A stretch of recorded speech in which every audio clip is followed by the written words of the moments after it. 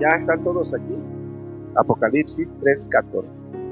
Leo en el nombre del Padre, del Hijo y del Espíritu Santo.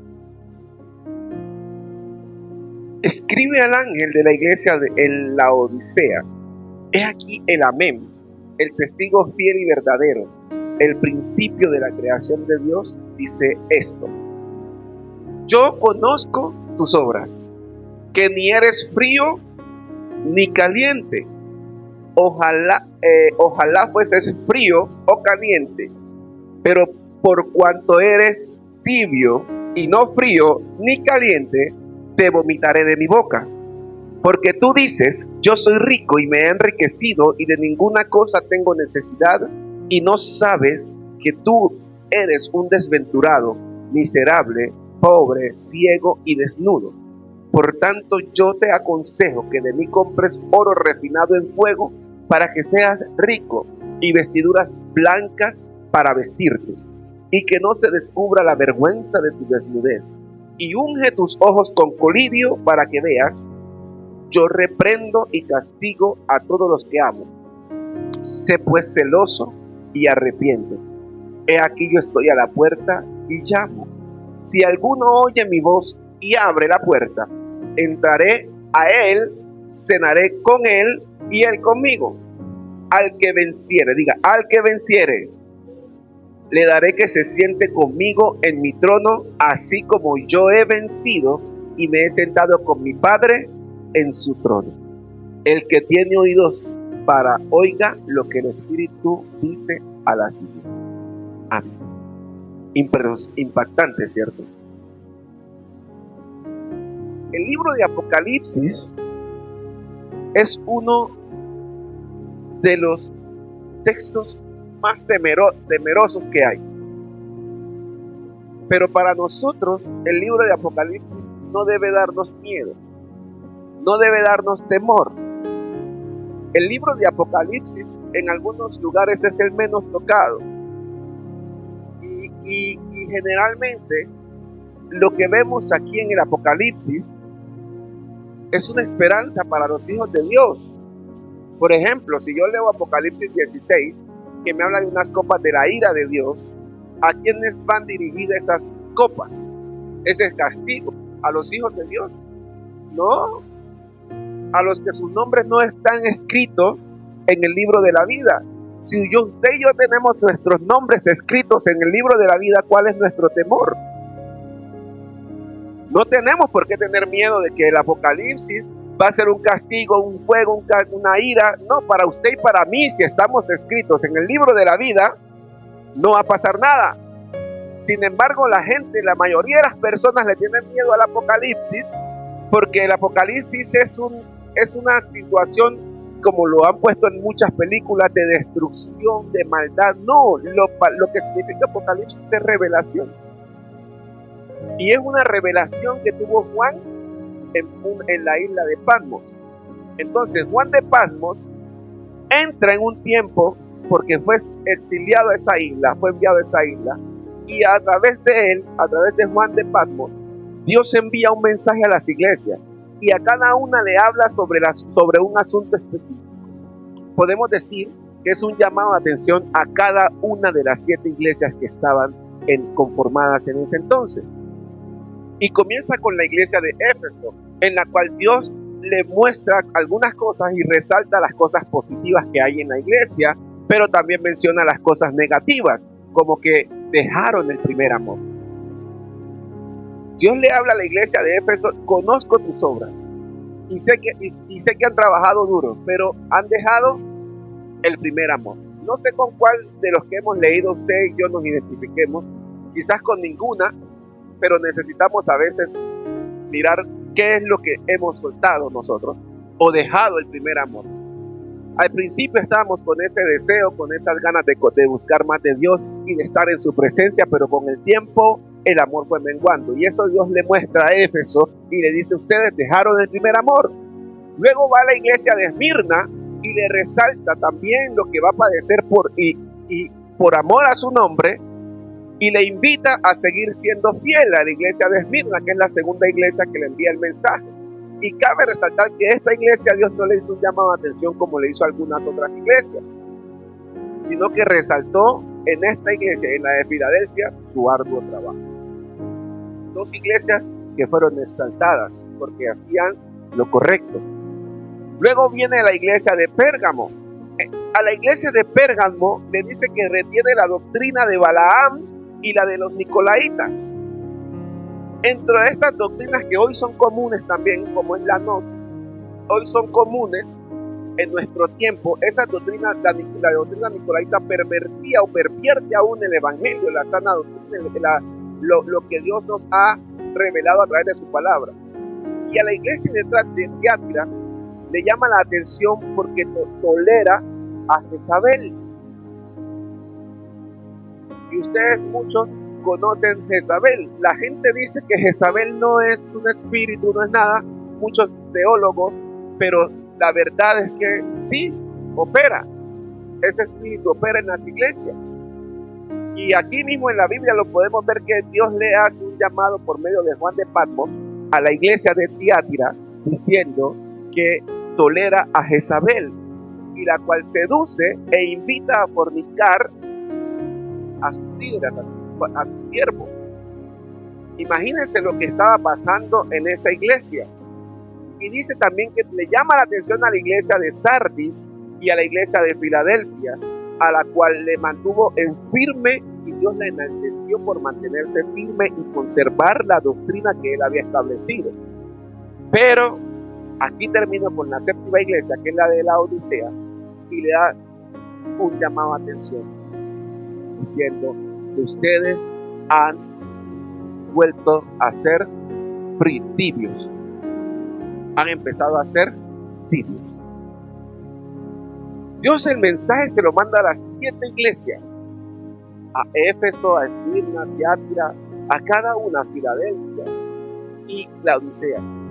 Y cuando le manda a todas las iglesias el mensaje, yo quiero resaltar, aunque hay algunas, quiero resaltar 2 características importantes que están al principio y cerca del final, después del llamado de atención. Antes del llamado de atención está el reconocimiento.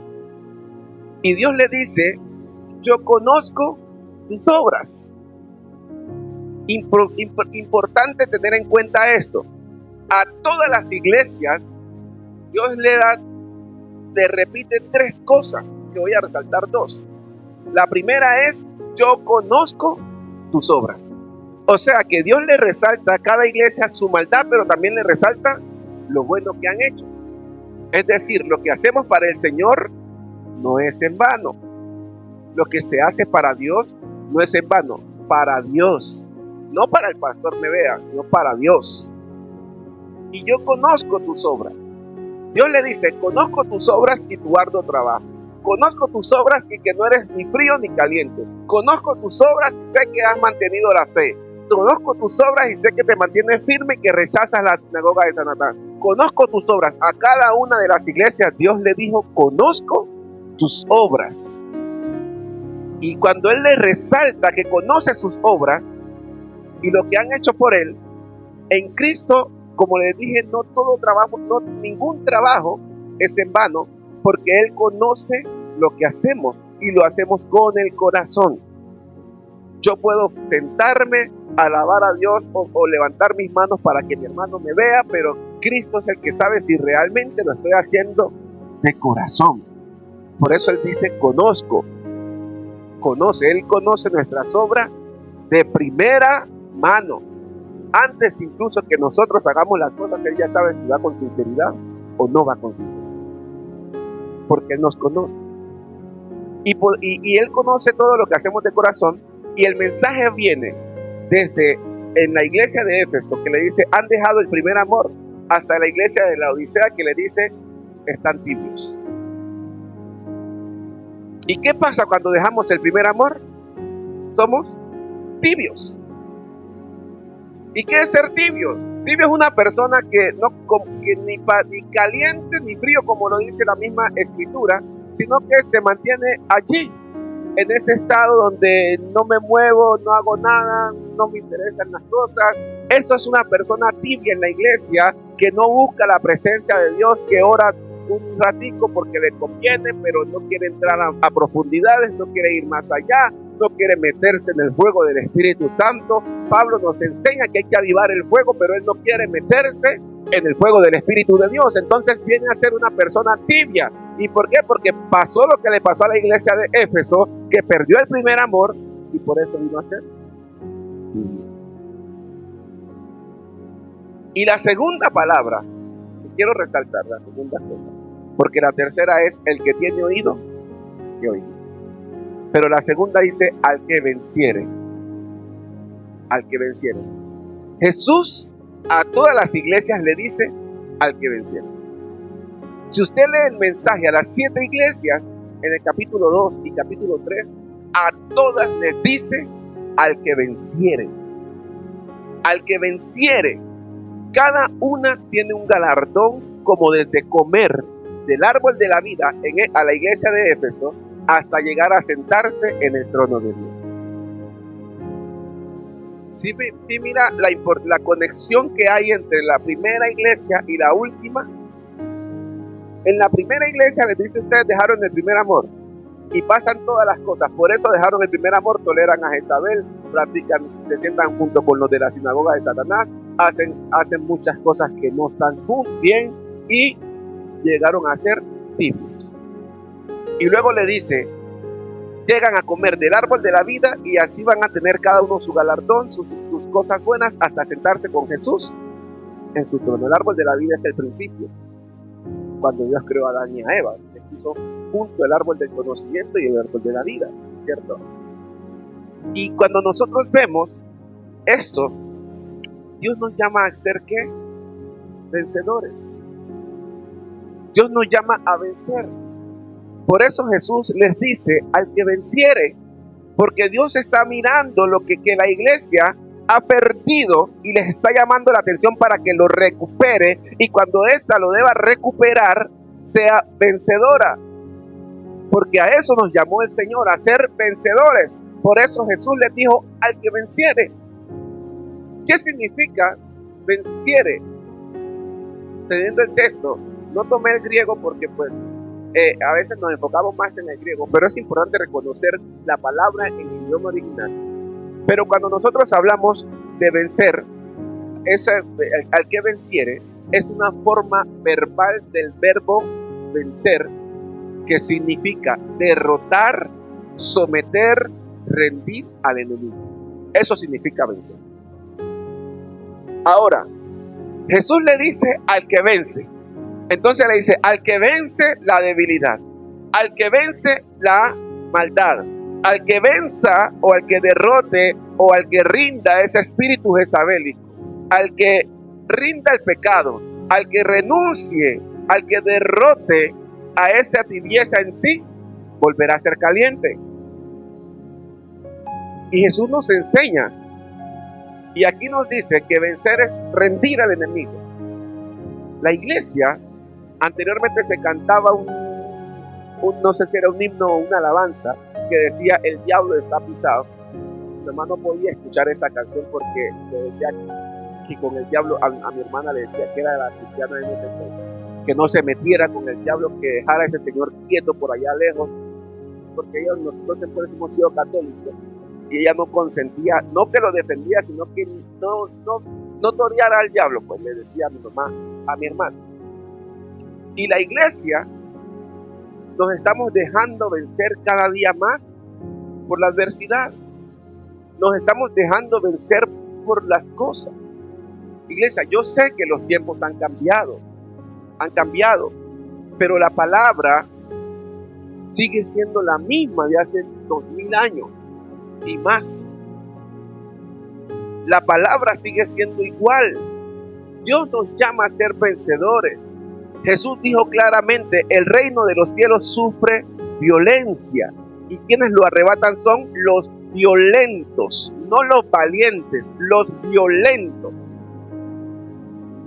Eso dice el texto, y esos violentos son los que están dispuestos a vencer, a derrotar, a mantener, a rendir a su enemigo como Dios nos ha puesto a rendir. Por eso Jesús dice que nos puso por cabeza sobre todas las cosas, y a la iglesia la puso por cabeza para mantener al enemigo al estrado de sus pies. Nosotros no vamos a estar diciendo el diablo está pisado porque él tiene poder y está manteniendo a la gente, pero donde nosotros lleguemos el enemigo tiene que salir, el enemigo tiene que rendirse, tiene que saber que entró un hijo de Dios, tiene que saber que entró alguien que tiene unción del Espíritu Santo, y no seguirnos rindiendo ante el adversario, porque él no tiene poder sobre su vida, porque usted y yo somos vencedores en Cristo Jesús.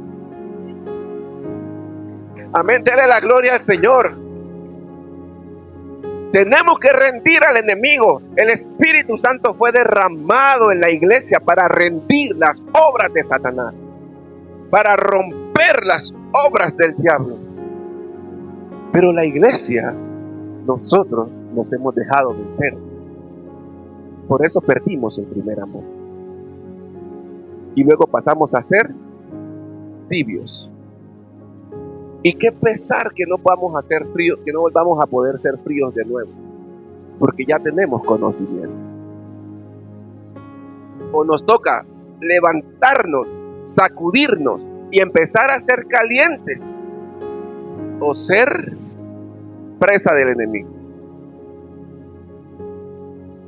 No hay más opción. O ser caliente o ser caliente. Porque si no somos calientes, somos presa del enemigo, porque frío no podemos volver a ser. Porque ya tenemos el conocimiento. Y aunque usted y yo decidamos dejar a Cristo y ir al mundo, cuando estemos en el mundo vamos a tener ese martillo en el corazón golpeándonos y golpeándonos todos los días, porque su presencia está allí llamándonos siempre y no va a ser fácil. Entonces tenemos que levantarnos y volver a ser calientes. En Cristo no podemos dejar volver a ser tibios. Los hermanos en la iglesia tenemos que levantarnos. Y Pablo, como dije al principio, le dice a Timoteo: aviva el fuego de Dios que está en ti. ¿Qué es avivar? Avivar es coger, si yo estoy cocinando en leña y el fuego se está reduciendo, ¿qué es avivar? Avivar es soplar. Pero en este término, Pablo le está diciendo: aviva, sopla, mantén el fuego activo. La forma de que nosotros no nos dejemos vencer es manteniendo el fuego activo, manteniendo la guerra espiritual. Y esa guerra espiritual no es solamente reprendiendo al diablo. Con el solo hecho de usted adorar al Señor, ya entró en guerra espiritual. Con el solo hecho de adorar a Cristo, el diablo ya está buscando la forma de quitarle la oración, de destruirle la oración, de dañarlo, de que usted no levante oración, porque él ya está guerreando mientras usted está adorando. Pero cuando usted empieza a adorar, los ángeles descienden para defender al que es vencedor, al que dice: tengo pereza pero me voy a levantar, no quiero orar hoy día pero quiero seguir en pie, tengo desánimo pero en el nombre de Jesús voy a seguir clamando. A esos son los que el diablo busca para destruir, pero como están en Cristo son calientes y dicen: no me puedo acercar porque hay algo sobre él que no me permite. Amén, dele la gloria a Jesús. La Escritura nos enseña a ser vencedores, a ser valientes. Por eso deja en cada iglesia que a los vencedores les dará un galardón. Jesús nos diseñó para ser vencedores. Todos aquí somos vencedores desde la eyaculación. Sí, porque una vez salimos, vamos corriendo ¿a dónde? A fecundar el óvulo. ¿Y quién llega? El primero, el vencedor.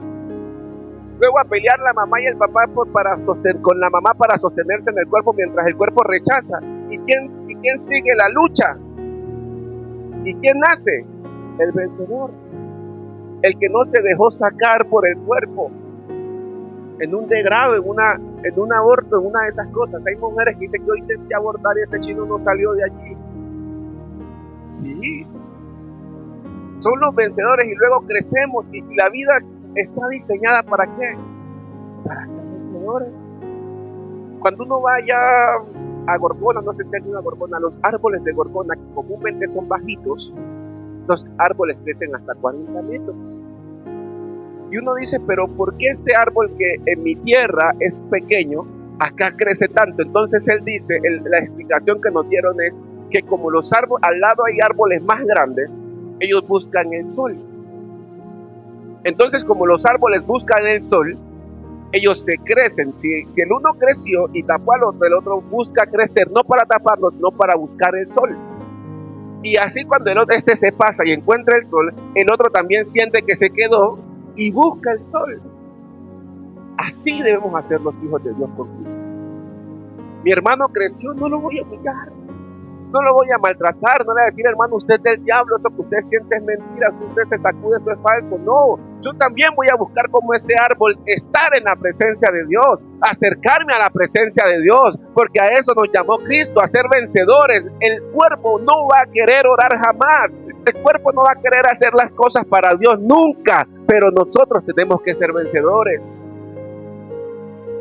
Yo creo, hermano, cuando yo he llegado a la casa, yo he llegado a mi casa y estaba tomando, porque hay enseñanzas de pastores que nos ayudan, nos impulsan, y yo bendigo a los pastores de Dios, pero hay otros pastores que le matan a uno la relación con Dios.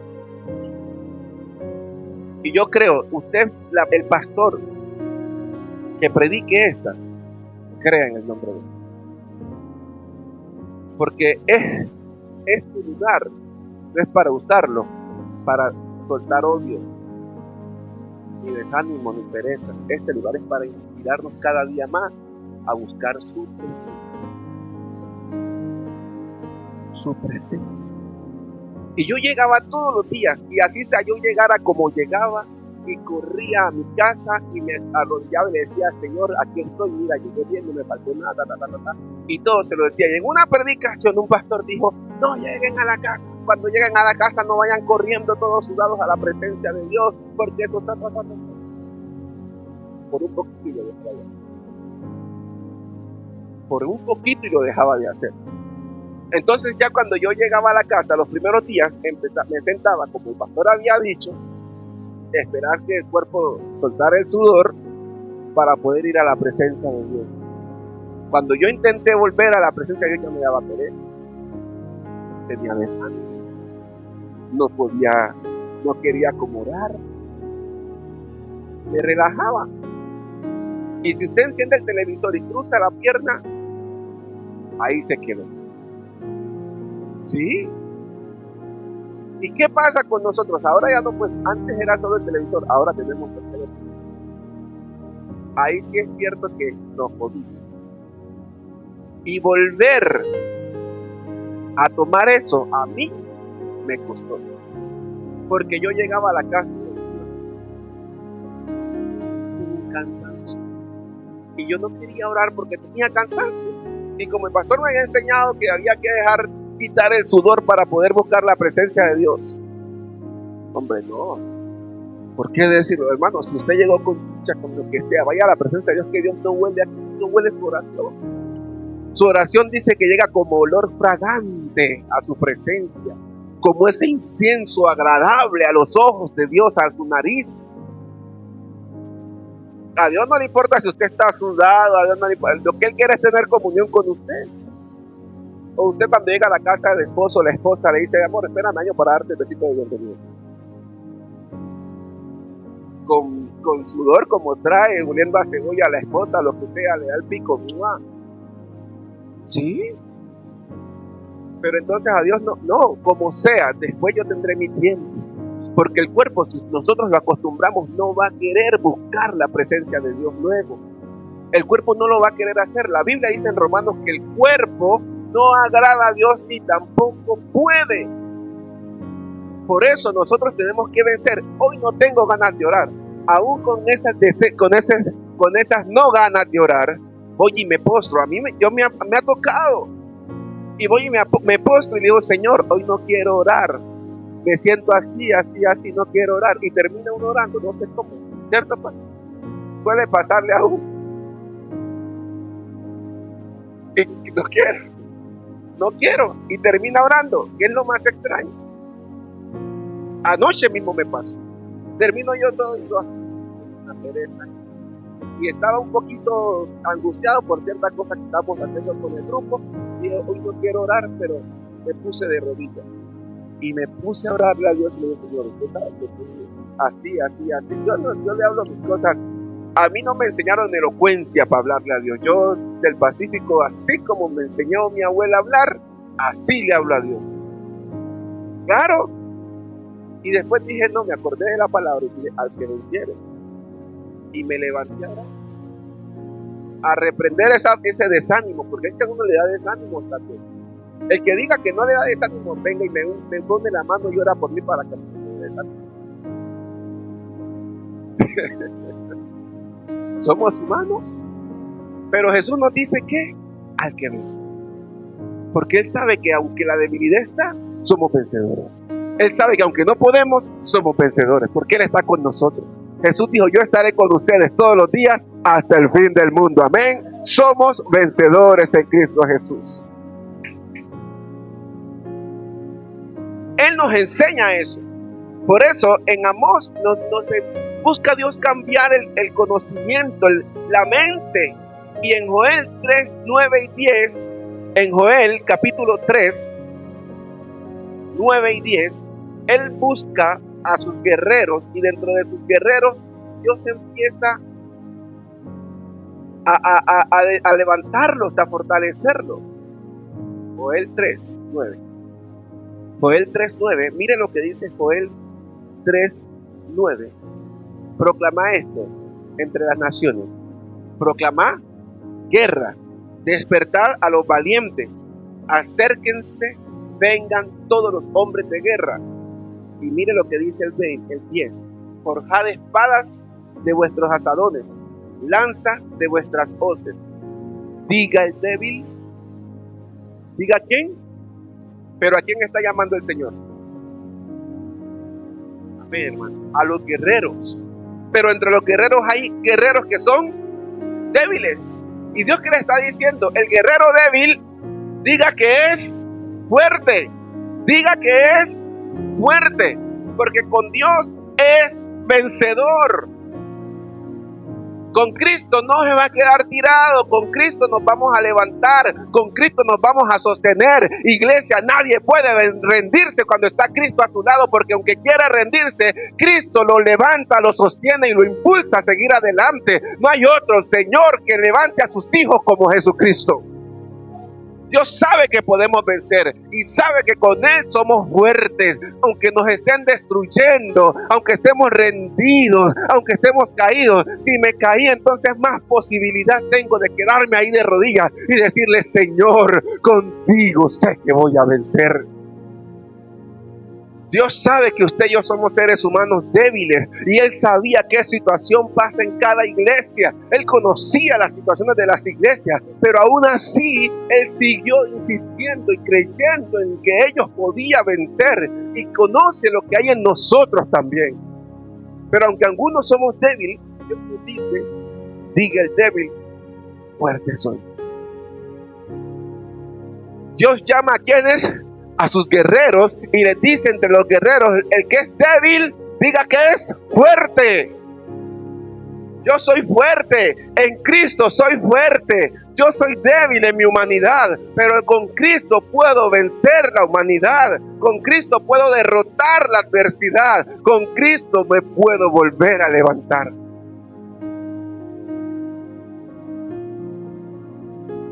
En Cristo, nuestra debilidad es fortaleza. Segunda carta a los Corintios, capítulo 2, verso 9. Pablo le está pidiendo al Señor que le quite un pecado. En la segunda carta de Corintios, capítulo 12, verso 9, Pablo le está rogando a Dios que le quite un aguijón, un problema que tiene en su carne. Y el Señor no le dice, venga, lo ministro para que sea libre. Pablo ya había sido libre. El Señor, ¿qué le dijo? Bástate mi gracia, porque mi poder se perfecciona en tu debilidad. Por eso cuando soy débil, dice Pablo más adelante, entonces cuando soy débil es cuando yo soy fuerte, porque ya no está luchando solo, ahora está luchando con el Rey de Reyes y Señor de Señores, aquel que todo lo puede, iglesia. Usted no pelea sola la batalla, usted no lucha sola la enfermedad, usted está con Cristo que levanta, sostiene y sana a sus hijos. A los que caen los levanta, a los que se enferman los sana, a los que creen en Él los restaura, porque Cristo vino a la tierra para eso, para restaurar a aquel que ha creído que Él puede ser vencedor en Cristo Jesús. Cristo envía un mensaje a cada iglesia. Sin embargo, aún sabiendo su pecado, les dice: ustedes pueden vencer. Aún conociéndonos a nosotros, Cristo nos dice: ustedes pueden vencer. Él nos hace más que vencedores. Quizás no tengamos muchas cosas como ellos, pero podemos reconocer que hemos dejado el primer amor, si lo hemos dejado. Que hemos dejado de llenar de pereza, de estupor, que no queremos orar, que no queremos buscar su presencia, que hemos olvidado su espíritu. Pero Dios nos dice que nosotros podemos vencer a nuestro adversario y lograr galardones que Dios tiene para nosotros. Recordemos que con Cristo somos más que vencedores. Lo que no queremos hacer con Cristo, vamos a poder hacerlo más. Más. Jesús dijo, la Biblia Reina Valera traduce: mayores cosas harán. Cuando traducimos el texto, una de las frases que decía no decía mayores cosas, porque lo que Jesús hizo, nadie lo ha superado hasta el momento. El texto dice más cosas. Más cosas harán. Le está diciendo a su iglesia: ustedes van a hacer más cosas de las que han hecho ahora. Y podemos ver que Pedro sanaba con la sombra. Felipe se traspuso para convertir a un etíope, a un africano. Dios permitió que Esteban viera el reino de los cielos mientras lo mataban. Más cosas hicieron los discípulos. Jesús hizo una, pero los discípulos hicieron más cosas. Más. Porque ellos vivieron, el último dice que el Apocalipsis se escribió acerca del año 90 al 93. Y Jesús murió en el año 33, aproximadamente 60 años. Y durante 50, 40 años que vivieron los discípulos, los que primero murieron, hicieron grandes cosas en la tierra. Más cosas podemos hacer los que creemos en el Hijo de Dios. Más cosas podemos hacer los que buscamos su presencia. Más cosas tenemos que quitar de nuestra mente, que nuestra debilidad nos está matando, que los afanes nos están derribando, nos están acabando. Pero si nosotros nos metemos con Cristo y empezamos a fortalecer en medio de los afanes, en medio de la debilidad, nos vamos a ser vencedores, porque Cristo nos ha llamado a hacerlo. Cristo nos ha llamado a hacerlo. A veces nos creemos que porque es necesario el estudio y la educación, sí es necesaria. Pero cuando Dios llega, el conocimiento se pierde, no sirve. El conocimiento, cuando Cristo llega, se desvanece. Porque Él es el que tiene la sabiduría y su lógica es ilógica. Su lógica es ilógica. Por eso Él nos hizo más que vencedores. Dios nos dio poder por medio de su Espíritu. En segunda carta de Timoteo, capítulo 1, versículo 7, Jesús dice, Dios dice, Pablo le dice a Timoteo: porque no nos ha dado Dios espíritu de cobardía, sino de poder, amor y dominio propio. Nos dio espíritu de poder, amor y dominio propio. Nos dio espíritu de poder. ¿Por qué? Porque nosotros todo lo podemos en que nos fortalece.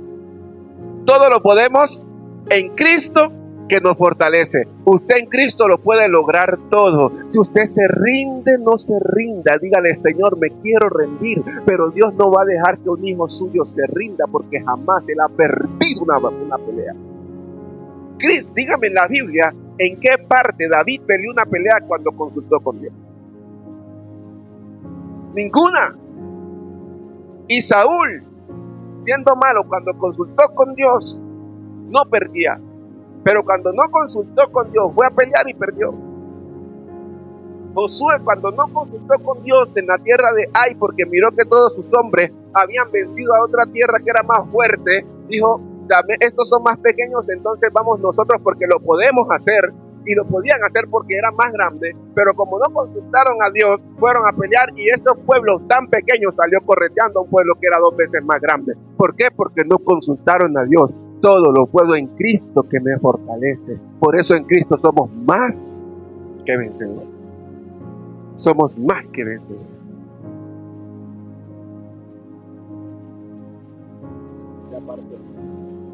Sí. Y eso pasa mucho en el texto. Cuando vemos a Salomón. Salomón era valiente no porque tenía el pelo simplemente era el pacto. Sansón, perfecto, gracias. Siempre me estoy cambiando los personajes de la Biblia. Sansón, Salomón era el hijo de David, el tercer rey. Y cuando Sansón venía el Espíritu Santo, era que vencía. Si no venía el Espíritu Santo, no vencía. Dice que el Espíritu Santo se posaba sobre Sansón. Y todos aquí podemos ver que cuando Sansón murió, el día que murió mató más filisteos que en toda su vida, dice el texto. Y no tenía pelo. Estaba rapado y ciego. ¿Quién es el que da el poder? El Espíritu Santo, Dios. No tendremos más nada. La Biblia dice en Hechos 1:8, y recibirán poder cuando haya venido el Espíritu Santo sobre ustedes y me serán, ¿qué? Testigos. Aquí somos testigos porque somos vencedores. Usted es vencedor, usted es triunfador, usted es restaurado para restaurar vidas. Dele la gloria al Señor. Nos dio dominio propio. Y ese dominio propio es que si el cuerpo no quiere orar, lo voy a obligar a orar. ¿Sí? Porque el cuerpo, si usted le dice, ahí hay una pelea, se arranca a correr para allá y cuando escucha el pam, pam, pam, regresa corriendo para acá. Porque el cuerpo quiere todo. El cuerpo quiere todo lo que le agrada. Usted le dice, te cuento que miré una historia tan, y usted dice, mándemela, y si le gusta, usted se engoma viendo esa vaina. Porque quiere todo lo fácil. Cuando salió la historia de ese juego, el juego de acá, un juego chino que mataba un poco de gente, yo me puse a mirar eso, estaba en mi trabajo, y la carne se engoma mirando esa vaina. Como 20 capítulos, no recuerdo cuántos capítulos eran, y yo mirando el juego del calamar, y me dijeron, yo no veo televisión, pero como me dijeron que eso era una pacatería y eso era la machera y todo lo que estaba pegando, yo llegué a mi trabajo y tenía mi computadora y el computador de mi oficina y estaba yo trabajando. Claro que yo lo hacía en mi hora de descanso, porque nosotros nos quedamos en el trabajo adelantando los de la Secretaría de Educación. Entonces yo en mi hora de descanso, porque en el otro horario tenía que estar con los estudiantes, entonces yo estaba en mi oficina y mirando el juego del calamar. Y me engomé, 14 capítulos, me engomé mirando eso y la secretaria me decía, ¿en serio, Jorge, estás mirando? ¿En serio llevas 2 días mirándolo? Y yo, claro, me engomé 45 minutos de un capítulo y el día miraba 2 capítulos porque tenía de las 12:30 que salían los estudiantes hasta las 2 de la tarde que volvía a regresar a mi casa.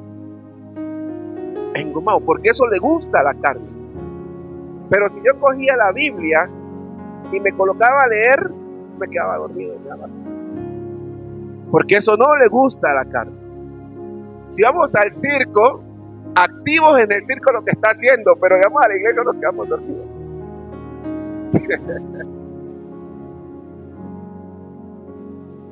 En la fiesta nos movemos, ¿sí? Toda la fiesta. Brincamos, saltamos, hasta la música de la comida nos la movemos. ¿Sí? Pero venimos a una vigilia y ya empezamos a llamar al predicador. Claro que no es lo mismo, ¿no? Es el cuerpo en movimiento. Pero así nos pasa. No, no, esto no lo explicamos toda la noche, ¿verdad? Así nos pasa, a los seres humanos nos pasa eso, porque la carne no quiere agradar a Dios. Y Romanos dice, tampoco puede. Pero Cristo nos ha hecho vencedor. Si nosotros sometemos nuestra carne, someteremos cualquier cosa que se ponga delante de nosotros. Si yo someto mi carne, someteré al espíritu que tiene el hermano en su cuerpo. Porque sé que Dios me va a respaldar, porque ando en obediencia. ¿Sí o no? Como ando en obediencia, someto mi carne, y Pablo mismo dice, yo tengo que golpear mi carne para después, ahora que estoy enseñándoles a ustedes, no pasar a estar enseñado por ustedes. Tengo todos los días que golpear mi carne, no como lo hacen los que van a Monserrate con una vara atrás golpeándose. No, es golpeando su carne, negándose a sus deseos, a sus cosas. Eso es golpear, Pablo, la carne para no pasar de enseñar a ser nuevamente enseñado. Y la iglesia, nosotros debemos enseñar, porque Dios nos dio poder, amor y dominio propio, templanza. Decirle a la carne, usted no quiere orar, usted no se manda. El espíritu es el que manda aquí. Usted quiere probarlo, haga un ayuno y se da cuenta si la carne es la que está controlando o el espíritu. Con un solo ayuno de mediodía usted se da cuenta si la carne lo tiene controlado o el espíritu. No tiene que mirar a la vecina o desear nada, no, con solo el ayuno. Porque sabe que ahí va a haber toda la lucha que va a tener para poder levantar la primera oración. Y termino con esto. Solo los vencedores obtienen la promesa. Solo los vencedores. Si vencemos, estaremos con el que está sentado en su trono. Si vencemos. Si vencemos, volveremos a comer del árbol de la vida. Solo si vencemos. Ayer me sorprendió la historia del señor William Colgate, desde 1816. Impresionante. Me puse a mirar el televisor, el testimonio de Azusa, que había dejado Peltier, y llegó y puso el testimonio de ese varón. La biografía. Impresionante. Un joven de 16 años que vendía jabones. Yo no conocía esa historia, la había escuchado por encima, pero no la conocía. Vendía jabones. Y en medio de su situación, queriendo ayudar a su familia, pues encontró por allá en una lluvia, dice que en una lluvia, y se metió a una iglesia, y el pastor habló de los diezmos. Y está hablando de los diezmos. Los diezmos son bendiciones, recuerden, es un principio, no es una ley. Abraham no le dijo Dios indefectiblemente nada, eso está en Deuteronomio. Abraham diezmó y Jacob diezmó. Y entonces el hombre estaba predicando y decía que en el altar leyó la historia de Jacob, cuando Jacob dijo, si me acompañara Dios en este trayecto y me llevare, cierto, todo lo que dijo Jacob, y de lo recibido de tu mano, el 10% apartaré para ti. Y dice que ese hombre salió, ese muchacho, con su cajita de jabón y se arrodilló en medio de la calle. A mí me impactó eso. Y ya les digo por qué me impacta. Y se arrodilló en medio de la calle y le dijo, Señor, si tú te doy el 10%. ¿Y sabe usted qué es lo más sorprendente? 1816. Hace 100 años, 200 años. 200 años. Y Colgate es la marca de crema dental número 1. Y el hombre no solamente dio el 10%. Después él fue subiendo el 20, el 30, el 40, el 50, el 60, el 70, hasta él quedarse él con el 10% y ya el resto ahí. Y fue uno de los hombres más ricos. Ay, me eriza la piel, o sea, impactante. A mí me impactaba, era eso. No, claro que no fueron los jabones. Porque Dios le dijo, él dice que cuando le habló a Dios, le dijo Dios, aprende a hacer jabones. Y al otro día lo contrataron en una fábrica de jabón. Y por su buen comportamiento fue subiendo y ascendiendo. No es la inteligencia que él tenía para hacer jabón.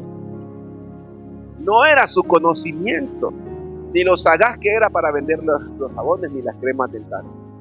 Fue lo que le prometió a Dios y lo hizo.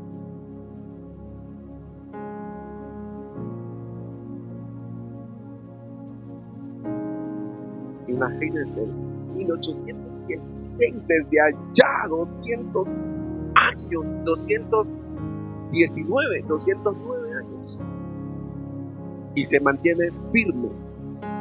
Y usted compra cualquier otra crema dental y no sabe cuál es. No limpia igual que es. Tanto así me sirve a mí que cuando yo la veo allí, yo cojo yo lavo el lavamanos de esta crema dental, porque tiene no sé, sus componentes son únicos. Pero ¿por qué se dio? Porque él le prometió a Dios, pero fue él. Escuchó la prédica, el pastor no le dijo, si tú lo haces, hágalo. No, él de su corazón, como lo hizo Jacob, de su corazón, si tú me bendices, yo doy tanto. Y después empezó a dar y empezó a dar y empezó a dar hasta él quedarse con el 10% y donar a las iglesias, porque no donaba una sola, era una obra benéfica, muchas, y donar el 90%, y aún así llegó a ser el hombre más rico. Yo no entiendo, pero Dios sí, ¿cierto, hermano? Nosotros somos más que vencedores. Si ese hombre pudo,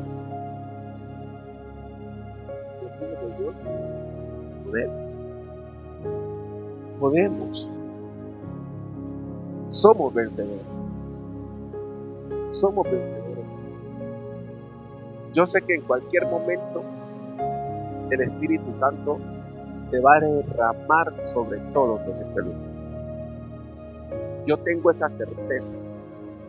Todas las noches, en la madrugada, mi devocional, me levanto a hacer mi devocional a la madrugada, le digo, ¿cuándo?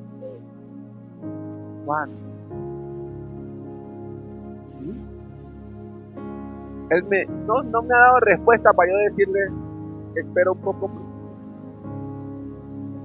El viernes pasado fue 32 años del avivamiento, de haber recibido la presencia del Espíritu Santo. ¿Y sabe qué fue lo más impactante? Se llenó toda la iglesia. Aún nos acompaña, 32 años después. ¿Cuándo?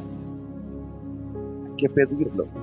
A mí, como la prédica del miércoles, pidamos al Espíritu Santo. En cualquier momento se derramará el Espíritu. Los que no han sido bautizados serán bautizados. Algunos, Dios nos renueva bautismos. Él los llenará de nuevo. Hablará nuevas lenguas, interpretarán lenguas, harán cosas. Pero en cualquier momento tengo la esperanza de que el Espíritu Santo va a derramarse en este lugar. Y como dice su palabra, vendrán ríos a buscar a los ungidos del Señor. Amén. Denle la gloria al Señor, hermano.